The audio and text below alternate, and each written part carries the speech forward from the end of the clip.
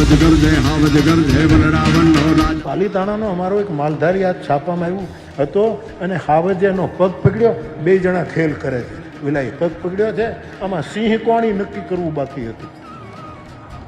पैर पकड़ लिया शेर ने, आज अखबार में चित्र के साथ.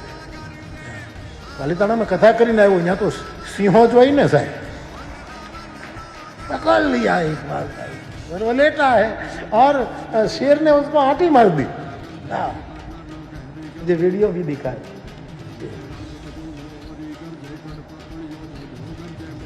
बेव बड़ी आ बात है बढ़ गया અને છેલ્લે કૃષ્ણ એ કાલી નાગ નાખ્યો, थक करके हाउस हो पैर पकड़ा होगा, थोड़ा वो हुआ होगा, लेकिन एक दूसरा भी आज के अखबार में एक प्रसंग है कि एक दूसरा भी ऐसा कुछ बना. ऐसा सौराष्ट्र तो सिंह की भूमि से